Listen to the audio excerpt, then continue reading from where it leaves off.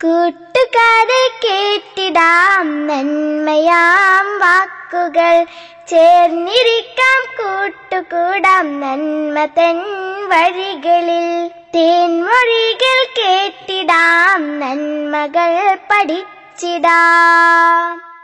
തേൻമൊഴി നന്മയുടെ വഴി. അസ്സലാമു അലൈക്കും വറഹ്മത്തുള്ളാഹി വബറകാതുഹു. പ്രിയമുള്ള കൂട്ടുകാരെ, നമ്മളെല്ലാവരും പള്ളിയിൽ പോകുന്നവരാണ്. പള്ളിയിലേക്ക് നടന്നു പോകുന്ന സമയത്ത് പള്ളിക്കു ചുറ്റും ഒരുപാട് ഖബറുകൾ നമ്മൾ കാണാറുണ്ട്, അല്ലേ?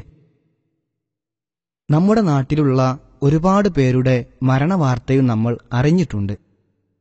ഒന്ന് ആലോചിച്ചു നോക്കുക, ആ മരണപ്പെട്ട ആളുകൾ ഇന്ന് നമ്മുടെ ചുറ്റും നമുക്ക് സഹായത്തിനായിട്ട് എല്ലാവരുമുണ്ട്. എന്നാൽ നമ്മൾ മരിച്ചു കഴിഞ്ഞാൽ മരണപ്പെടുന്ന ആളുകൾക്ക് സഹായത്തിനായിട്ട് ആ ഖബറിൽ ആരുമില്ല, ഇരുട്ടറയാണ്. കല്ലുകൾ വെച്ച് നമ്മുടെ ചുറ്റും കൂടിയ ആളുകൾ തിരിച്ചു പോരും.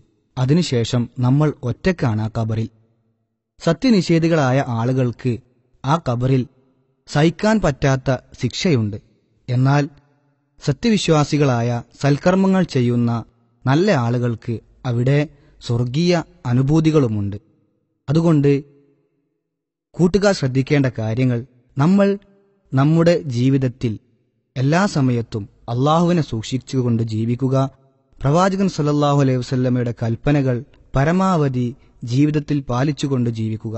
ഖബർ ജീവിതത്തിൽ നമ്മൾ ഒറ്റപ്പെടുന്നതിന് മുമ്പ് നമ്മുടെ ചുറ്റും എല്ലാവരും സഹായത്തിനുള്ള സമയത്ത് നമ്മൾ പരമാവധി സൽക്കർമ്മങ്ങൾ ചെയ്ത് മുന്നേറുക. അല്ലാഹു സുബ്ഹാനഹു വ തആല നമുക്ക് അതിനുള്ള തൗഫീഖ് നൽകി അനുഗ്രഹിക്കുമാറാവട്ടെ. തേൻമൊഴി നന്മയുടെ